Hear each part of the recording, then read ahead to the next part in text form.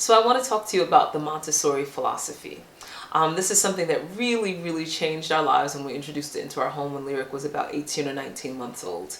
Around the same time that I was struggling with all of Lyric's behaviors, I read How Toddlers Thrive by Tova Klein, but I also read the Montessori Toddler, and it changed everything.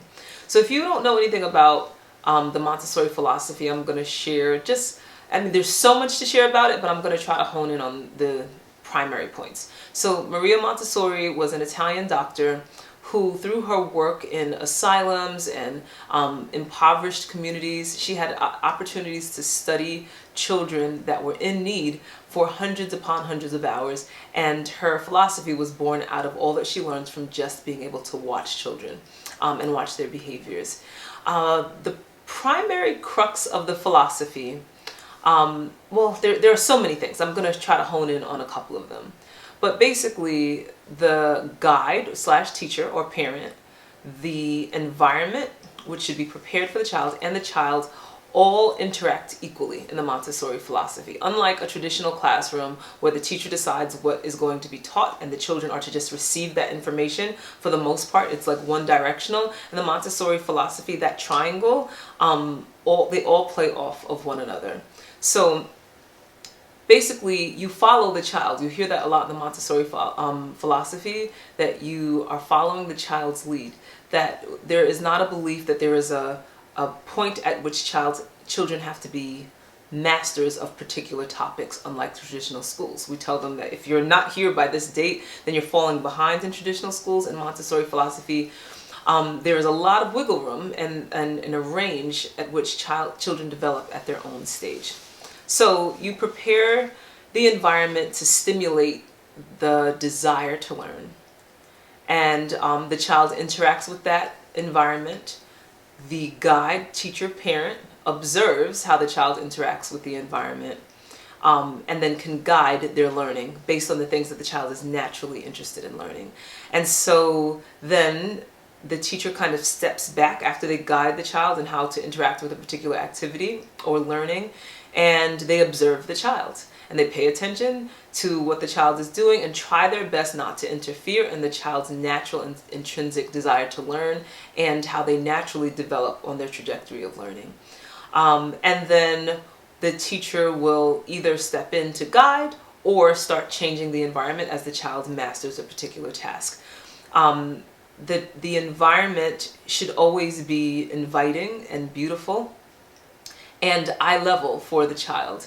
So there's a lot of work preparing Montessori materials. And so this is an example of a child-sized shelf where everything is at Lyric's level, and there are only a few options.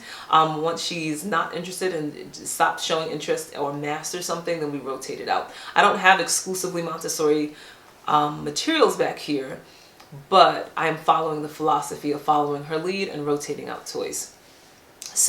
But one of the biggest things in the Montessori philosophy, particularly before age 3, is the introduction and the encouragement of practical life skills.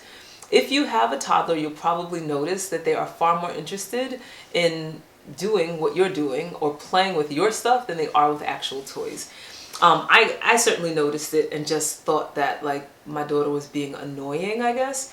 But once I read the Montessori Toddler, she spoke about the fact that children, that's what they're mostly interested, particularly leading up to age 3, 18 months to 3 years old and beyond.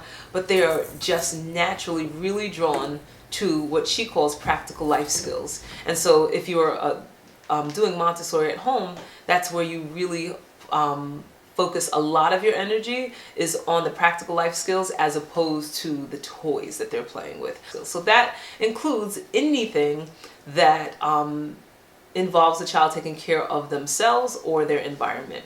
So that's watering the plants, that's cleaning up after themselves, that's getting themselves dressed, that's cooking, that's cleaning, folding clothes, any of the things that you're naturally doing around the house. They naturally want to be involved in those things, and they don't feel like they're chores if you start from this age.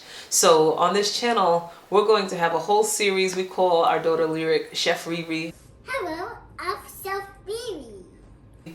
because she cooks all the time, and it's become such a joy for her. And I've noticed, and we all noticed, that she can focus for up to an hour on a cooking activity, whereas with the toy, probably no more than 5 minutes. And so when you see something like that, you realize, even if you don't fully buy into the Montessori philosophy, that part is real. They want to be involved in the things that adults are involved in. They want to feel like they are contributing members to your household, and when they get older, to your classroom. The thing that I realized once I started involving Lyric in practical life skills and started following all of these other Montessori moms was that I had been holding her back from all of the things that she was actually capable of. That really, most parents are holding their kids back from things that they are capable of because we feel like it's dangerous or they just can't handle it. And once you step back and take in this philosophy of just observing and not being afraid of mess, of not being so concerned with how much time things take, you really see how much young children are capable of, and you learn to trust them a lot more. The first few steps that I'll share of how I turned my home into a Montessori home and how we really embraced the preparing the environment. One thing is we got rid of all electronic toys. That is just kind of counterintuitive to the Montessori philosophy, where you want your child to have toys that they have to stimulate. Their brains have to stimulate the toy, not the toy stimulate them. So anything battery operated where they're just simply pressing a button is not really stimulating the child's brain. It's entertaining them, but it's not forcing them to think and figure something out in order to play with it. So getting rid of electronic toys was number one. And I loved that. All of the toys we had up until this point all played music. It was maddening. The books, the puzzles, every stuffed animal, every single toy had a different set of songs that they played. And I was more than happy to get rid of all of that stuff. Finding simple toys is challenging initially, but once you know where to look, that's where you go. So I no longer really go to Target or any of the big box stores to buy her toys. Almost everything I buy is online now, but there's a tremendous amount of options on Amazon alone with simple toys, non-electronic toys, and Lyric didn't miss them at all. They were not necessary for her development or for her entertainment. The second thing we did was give her accessibility.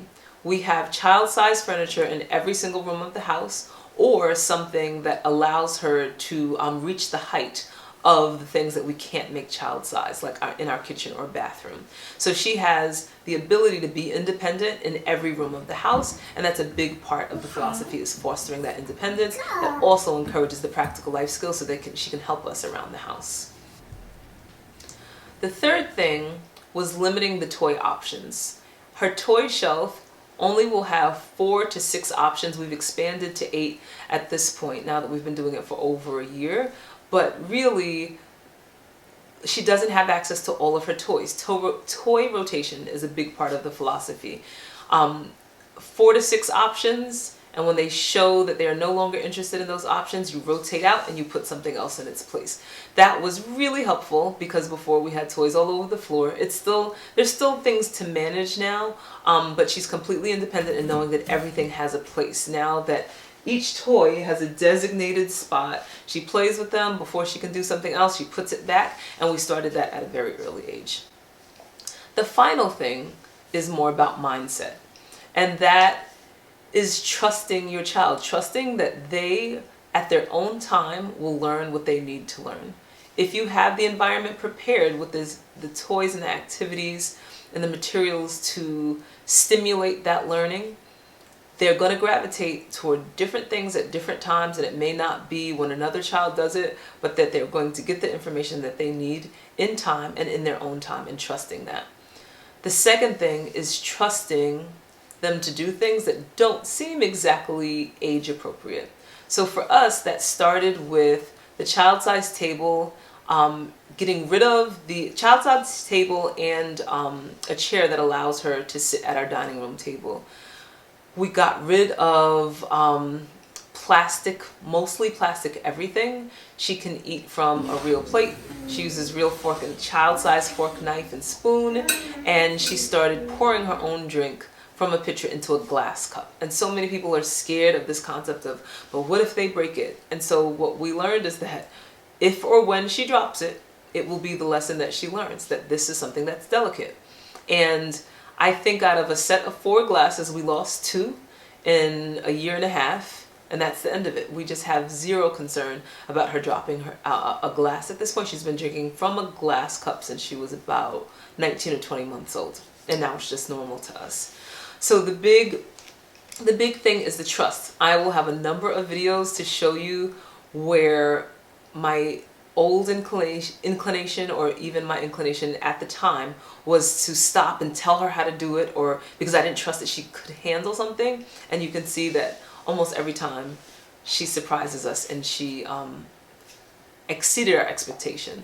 The other thing you'll see is when she's cooking. Most people are amazed at the fact that at 19 months old, and now she's about to be 3, even at 3 years old, that she can do what she can do in the kitchen, and it's all because of the mindset shift that she can handle it. And when she can't, she asks for help, and we're able to guide her and not take it from her, but also be encouraged that she can handle it.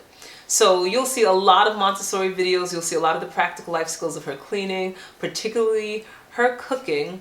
But if you have more questions about the Montessori philosophy, type them in the comments.